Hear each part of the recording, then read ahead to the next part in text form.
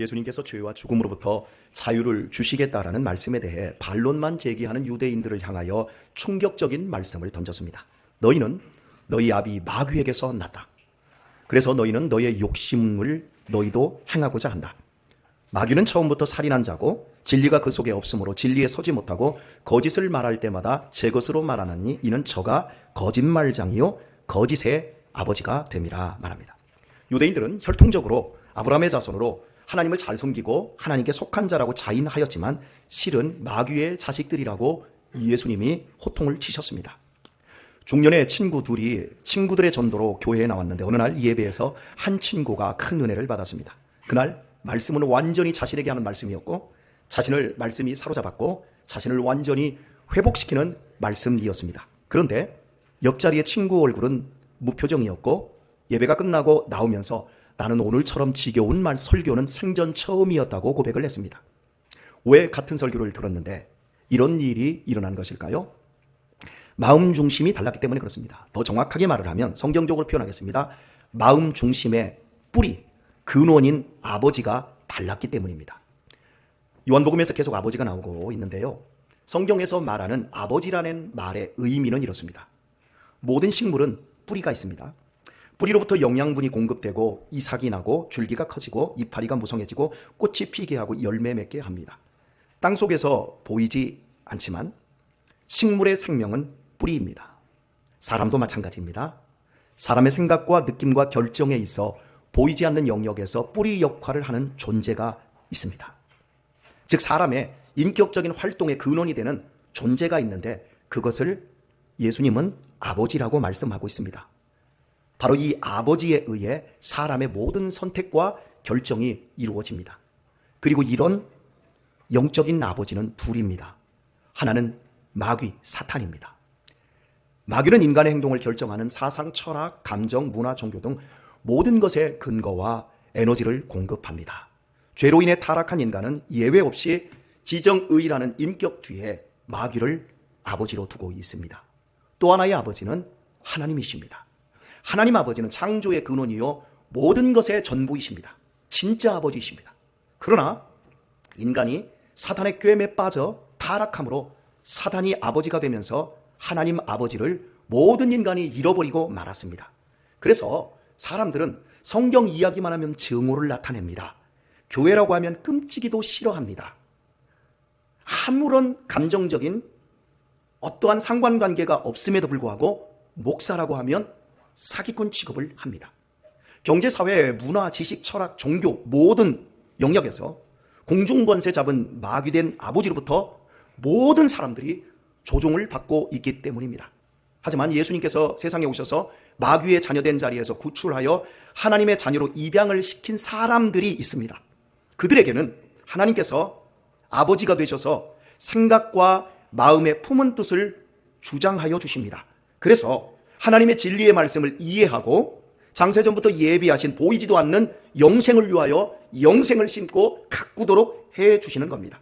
그러므로 하나님을 아버지로 둔 사람은 반드시 예수님의 말씀을 듣고 그 말씀이 너무 좋아서 그 말씀에 자신의 전 인생을 걸어버립니다. 그래서 순종합니다.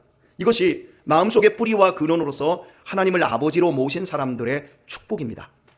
유대인들은 하나님을 잘 믿는다고 자부하였지만 실상은 예수님으로부터 주어지는 영생의 말씀을 전혀 듣지 않는 마귀의 자식들이었습니다.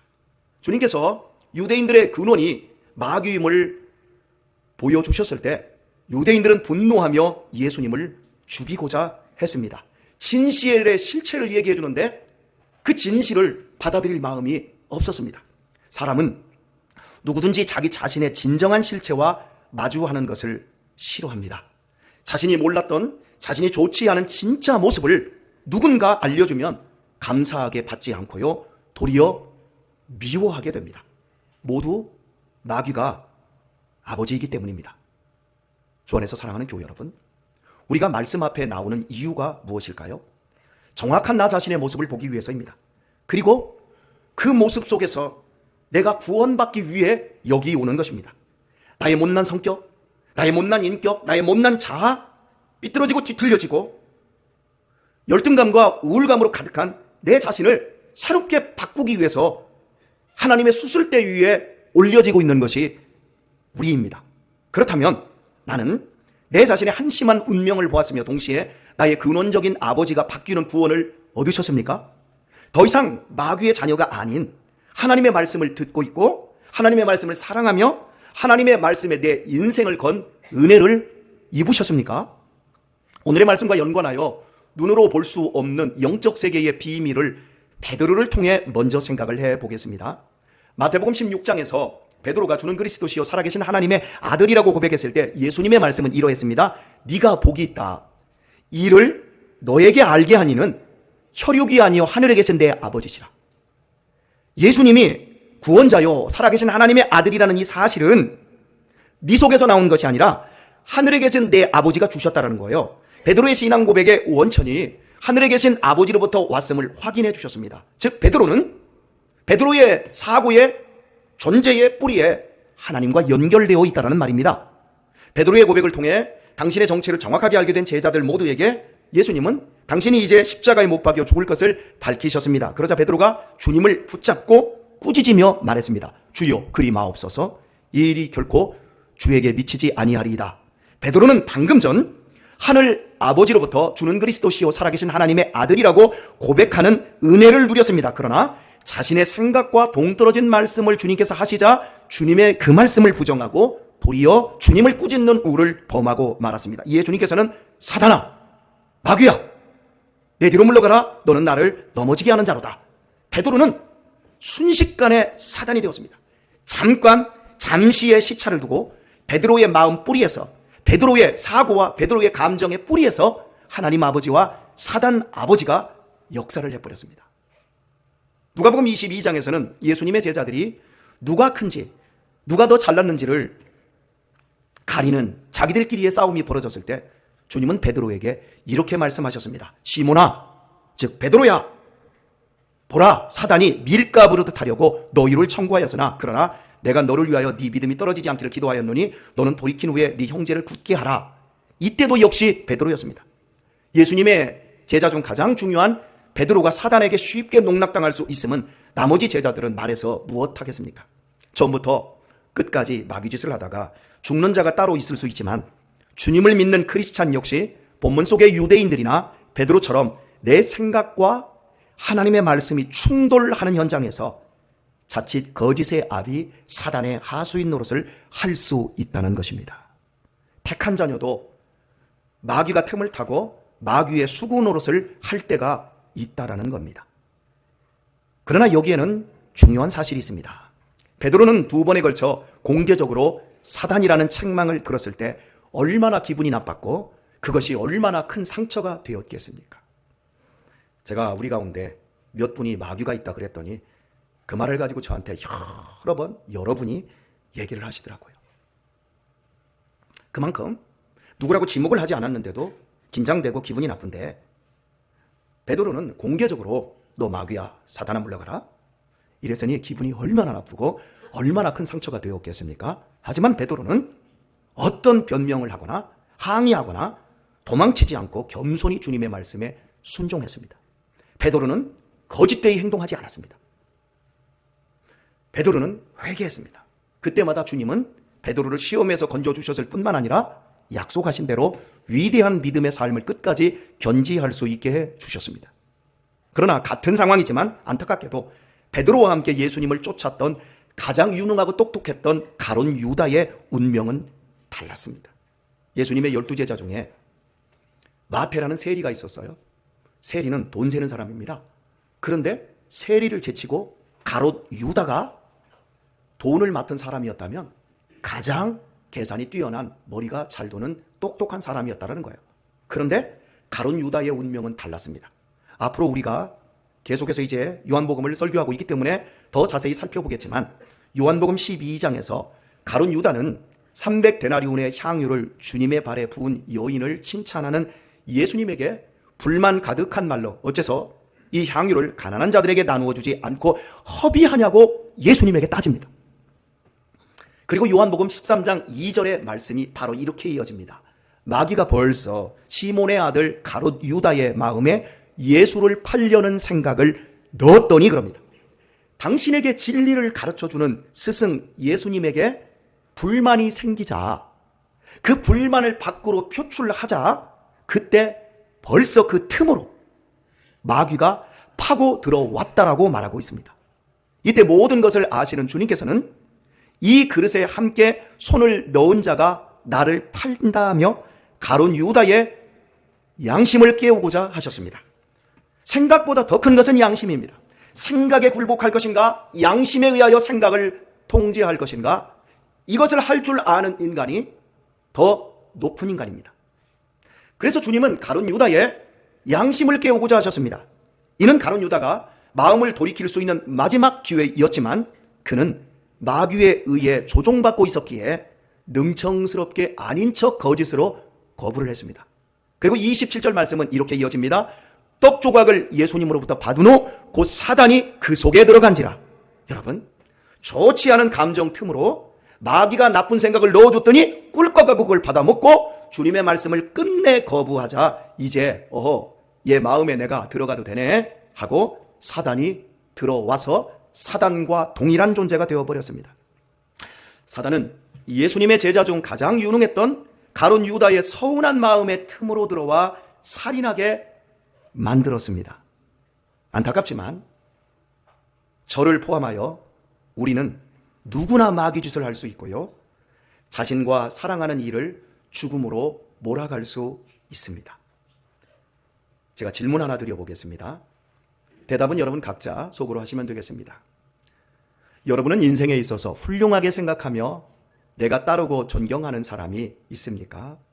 은호야, 은호는 인생에서 훌륭하게 생각되고 따르고 존경하는 사람이 있나?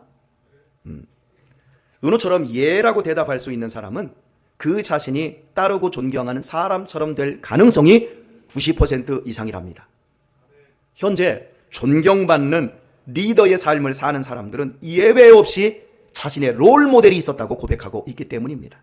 그러므로 나는 따르고 존경할 사람이 없다면 내가 그렇게 보잘것없는 사람이 될 것이라는 의미이기도 합니다. 안타깝게도 오늘날 현대사회는 권위에 순종하고 존경하는 풍조가 실종되어 가고 있습니다. 대신 스포츠 스타와 연예 스타들을 좋아하는 것으로 자리를 대신합니다. 인기 스타들은 배우고 따를 필요가 없습니다. 존경하고 자시고 할 필요가 없습니다. 그저 그들의 노래, 춤, 연기, 고급 플레이와 그들에게서 발산되는 좋은 감정을 즐기기만 하면 되는 겁니다. 누군가를 존경하여 참고 배우려 하지 않는 세대가 오늘날의 세대라는 겁니다. 이런 시대에 저는 본의 아니게 여러분에게 지대한 영향을 끼치는 영적인 리더가 되었습니다. 제 사명은 여러분의 영혼을 책임지고 천국까지 인도해야 하며 여러분의 영혼을 향상시켜드리고 그리고 이 공동체를 보호해야 하는 겁니다. 이게 제 사명이고 책임입니다. 그러므로 여러분에게 존경까지 바라지는 않지만 존중받아야만 이 목양을 할 수 있고요, 여러분이 잘 따라주면 더욱 좋겠지만 최소한 방해하거나 이 대열에서 이탈하는 일이 발생해서는 안 되겠기에 늘 긴장해야 하는 여러분이 모르는 무게감이 저를 짓누릅니다. 목사의 직분이 존중되어야 될 가장 큰 이유는 선포하고 가르치는 하나님의 말씀의 중요성 때문입니다. 축복과 저주를 가르고 천국과 지옥을 가르는 운명적인 선택과 결정을 요구하는 어마어마한 하나님의 말씀을 강론합니다. 그런데 이 엄청난 하나님의 말씀이 누군가에게는 알곡으로 결실될 수도 있고 누군가에게는 쭉정이가 될 수도 있습니다. 그렇다면 무엇이 알곡과 쭉정이를 결정할까요? 설교의 질일까요? 설교자의 능력일까요? 물론 중요한 요소입니다. 하지만 그것이 결정적인 요소는 아닙니다. 가장 결정적인 것은 말씀을 듣는 한 사람 한 사람의 태도입니다. 유대인과 동일선상에 있던 가룟 유다는 그 귀하신 주님의 말씀에 대하여 어떤 태도를 견지했습니까? 자기들의 생각에 맞지 않고 감정이 상하자 말씀을 거부하는 태도였습니다. 이는 그들의 인격의 뿌리가 마귀였기 때문입니다. 그러나 밀가 부르듯 사단의 수고 노릇을 했지만 베드로는 그의 인격의 뿌리가 예수님이 말씀하셨던 대로 하늘에 계신 하나님이었기에 베드로는 순종하는 태도를 보였습니다. 그만큼 태도가 결정적입니다. 여러분은 이렇게 생각하실 것입니다. 나는 베드로와 같은 태도를 가졌습니다. 훌륭합니다. 당연히 그러셔야 합니다. 하지만 말입니다. 말씀은 확성기에서 나오는 것이 아니라 사람에게서 나옵니다. 유튜브에서 나오는 유명한 목사님들은 내가 좋아하는 팬이지 내가 따르고 존중해야 하는 목사는 아닙니다. 인격적인 상관관계가 이루어지지 않기에 그저 성경 지식과 더 나은 정보를 전달받는 정도에 불과할 뿐입니다. 하나님의 말씀을 대하는 여러분의 태도는 여러분과 직접적으로 관계하는 여러분의 목사를 통해서만 이루어집니다. 그러므로 가르치는 자와 배우는 자에게 있어서 중요한 것은 좋은 관계입니다. 좋은 관계에서 좋은 태도가 나오기 때문입니다. 내가 존경하면 팥으로 메주를 쓴다고 해도 믿습니다. 말이 옳아서가 아니라 그 사람이 좋기 때문입니다. 반면에 내가 싫어하고 증오하는 사람의 말은 바른 말일지라도 듣지 않습니다. 고집스럽게 듣지 않습니다. 제 아무리 설교의 황태자 스폴전이 설교를 해도 관계가 좋지 않으면 절대로 말씀을 귀하게 들을 수 없습니다.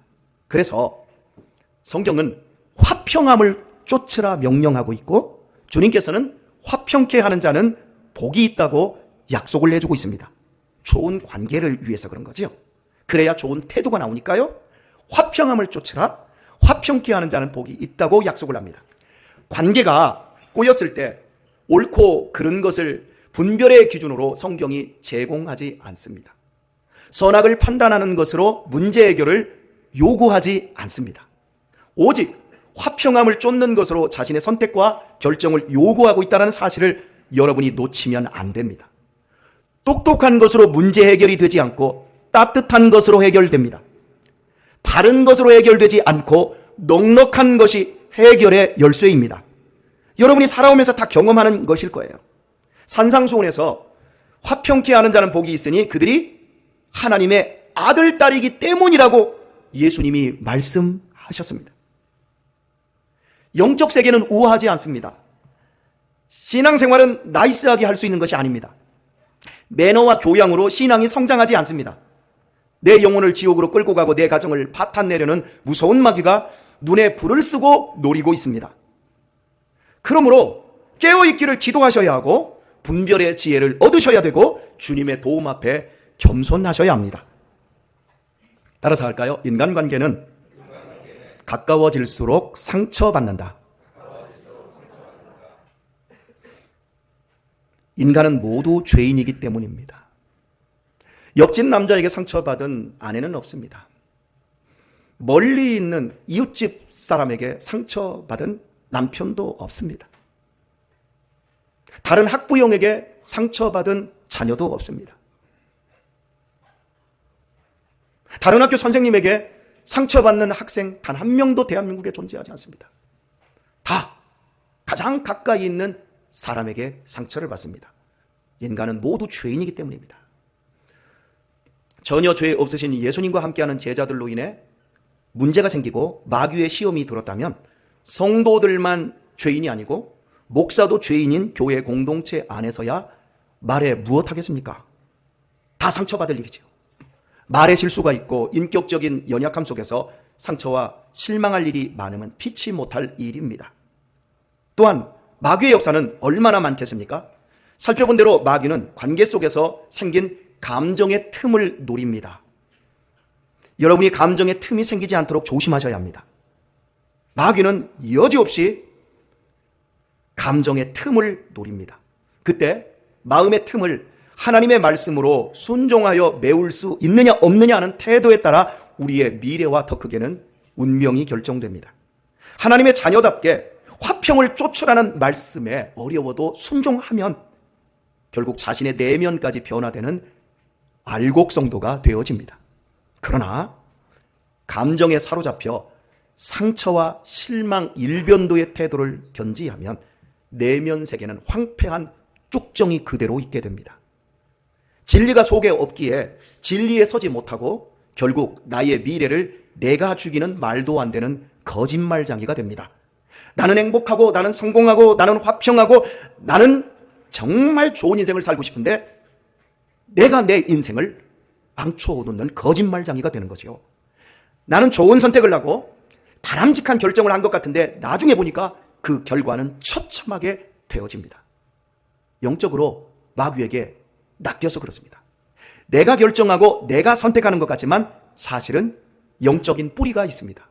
자기 생각, 자기 감정, 자기 의지라고 하는 것들이 자기 것 같지만 사실은 그 뒤에 영적인 실체에 의해 조종되고 있습니다. 여기 심리학을 전공한 우리 솔미자매가 있지만 심리학은 우리의 내면 세계를 굉장히 과학적으로 분석한 학문입니다. 그런데 마지막 마음을 파헤치고 끝에 가보면 영적인 것을 인정하지 않을 수 없다. 그게 심리학이에요. 그러니까 이게 내 감정이고 내 생각이고 내 의지라고 하지만 실은 그 뒤에 두 명의 아버지에 의해서 조종받고 있는 거예요. 그러므로 내가 선택하고 결정하는 일의 근본적인 뿌리가 하나님인지 마귀인지를 분별할 수 있어야 합니다. 그렇지 않으면 가룟 유다처럼 잘한 일이라고 생각되는데 비참하게 될 수 있기 때문입니다. 자, 언제 크리스찬이 마귀로부터 승리할 수 있을까요? 베드로처럼 영적으로 어두워서 책망받을 때 화내거나 변명하거나 도망치지 않고 예수님의 말씀에 순종할 때 승리합니다. 따라서 하겠습니다. 성도의 능력은 회개다. 잊지 마십시오. 내 잘못을 감추고 속이고 거짓말로 포장하고 변명하는 게 잘하는 것이 아니라 성도가 최고로 잘하는 것은 무릎 꿇고 회개하는 겁니다. 돌이키는 능력, 그것이 성도의 최고의 복입니다. 돌이키는 능력은 절대 마귀가 아닌 하나님으로부터만 나오기 때문입니다. 내 소견에 옳은 대로 행할 수 있음에도 화평을 쫓기 위해 말씀에 순종할 때, 바로 그때 하늘 아버지로부터 힘을 얻고 보호받는 자녀임을 확인하고 성장하게 됩니다. 그리고 미래에 약속한 모든 복을 누리게 됩니다. 좋은 태도는 좋은 관계에서 얻어진다고 말씀드렸지만 중요한 사실은 인간은 좋은 관계만을 유지할 수 없다는 사실입니다. 언제든지 인간관계는 가까워질수록 틀어집니다. 관건은 이것입니다. 좋은 관계 추구가 먼저가 아니라 좋은 태도를 견지하는 것이 먼저라는 사실입니다. 다시 한번요. 똑같은 얘기 같은데요. 좋은 관계 추구가 먼저가 아니라 내 자신이 좋은 태도를 갖는 것이 먼저라는 겁니다. 주님의 말씀은 언제나 진리이며 하나님은 나를 어떤 상황에서도 사랑하신다는 말씀의 약속에 굳게 서는 것이 먼저입니다. 바로 이런 사람만이 어떤 어려운 관계에서도 어떤 난관과 시험 앞에서도 하나님의 말씀 앞에서 좋은 태도를 취할 수 있게 되고 화평을 쫓으며 넘어지지 않으며 설령 넘어져도 베드로처럼 다시 일어나 회개하여 빛나는 사람으로 변화되며 축복을 누리게 됩니다. 우리가 언제 원수를 사랑할 수 있습니까? 원수를 만나야 사랑을 할 수 있습니다. 아니, 원수를 만났을 때 사랑할지 안 할지를 결정합니다. 우리가 언제 참음으로 인내할 수 있습니까? 참을 수밖에 없는 현실 앞에서 정말 참을지 쫑을 낼지 이걸 통해서 결정할 수 있습니다. 우리가 언제 항상 기뻐할 수 있습니까? 좋을 때가 아니라 내가 기뻐하지 못할 상황이 되었을 때 내가 항상 기쁨을 좋은 태도로 선택할지 결정되는 겁니다. 우리가 언제 범사에 감사할 수 있습니까? 감사할 수 없는 상황이 되었는데도 불구하고 감사를 선택할 때만 범사에 감사할 수 있습니다. 바로 내 이성을 뛰어넘는 아픔이 왔을 때 진리에 굳게 서서 하나님의 말씀에 순종하는 경험만으로 되어진다는 겁니다. 사랑할 수 없는데도, 참을 수 없는데도, 기뻐할 수 없는데도, 감사할 수 없는데도 하나님의 말씀이 요구하고 있기에 내가 하나님을 믿기 때문에 하나님의 선하심과 하나님의 완벽하심을 믿고 있기 때문에 사랑하고 참고 기뻐하고 감사할 때에만 마귀를 이기고 승리할 수 있는 것입니다. 주 안에서 사랑하는 우리 교우 여러분, 어떻습니까? 나는 말씀 안에서 교회 생활을 천사처럼 하고 있습니까? 나는 누구에게도 상처를 준 적이 없고 시험거리를 제공한 적이 없다고 느끼시는 분 손 한번 내려보세요.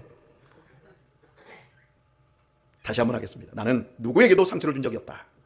나는 누구에게도 시험거리를 제공한 적이 없다. 나는 이 교회에서 천사처럼 신앙생활을 했다. 아닙니다. 나 역시도 상처와 시험을 주는 죄인입니다. 이 사실을 내가 아는 것만으로도 이미 분별의 안경을 가진 것입니다. 나만 뺀짓시키고 나만 힘들게 한다고 툴툴거립니까? 바로 그 사람 때문에 더 많은 사람들이 고통받고 아파합니다. 거짓된 자아를 획책하는 마귀에게 속지 마세요. 언제나 분별해야 되고 하나님의 도우심을 구하셔야 합니다. 어떤 상황에서도 화평을 구해야 합니다. 그 사람만이 하나님의 자녀입니다. 그리고 전혀 원하지 않지만 시험의 때가 반드시 옵니다. 그리고 상처는 골마 터질 때가 옵니다. 도리어 그때 진리의 말씀에 굳게 서야 한다는 사실을 기억하세요. 그것이 나를 파탄내고 내 가정을 죽이고 내 미래의 즐거움을 빼앗아가려는 마귀를 이기는 유일한 방법입니다. 오늘의 말씀을 맺겠습니다. 우리 성도님 한 분이 이런 고백을 하셨습니다. 여기 와 계신 것 같은데요. 너무나 강하고 직선적인 목사님으로 인해 상처를 많이 받았습니다. 속이 상할 때가 너무 많았습니다. 하지만 희한하게도 그 말씀을 참고 받으니 내 자신이 변했고 많이 제가 컸습니다.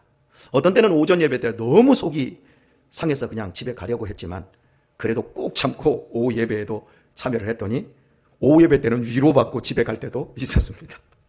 이런 과정 속에서 제 아이들이 교회 안에서 건강한 청년들로 자라는 것을 보면 그저 제가 감사하고 감사할 따름입니다. 그리고 참 많이 저는 배워야 될 것 같습니다. 우리 교회에 참 권사님들에게 제가 참 많이 배우려고 합니다. 이런 말씀을 하더라고요. 저는 이렇게 고백하신 분의 아버지가 분명히 하나님이라고 믿습니다. 질문 한번 해볼까요? 왜 말씀이 여러분의 심령을 뒤집어 놓아야 합니까? 왜 여러분을 괴롭게 해야 합니까? 그것은 나도 모르게 나의 내면에 깊이 뿌리내리고 있는 사단의 쓴뿌리가 드러나야만 그때 나의 이성과 감정과 의지를 넘어 구주 예수님의 말씀에 온전히 순종하는 좋은 태도를 견지해야 하는 때에 직면하게 되어지고 그때 순종할 때 참된 주님의 제자로 내 속까지 변화될 수 있기 때문입니다.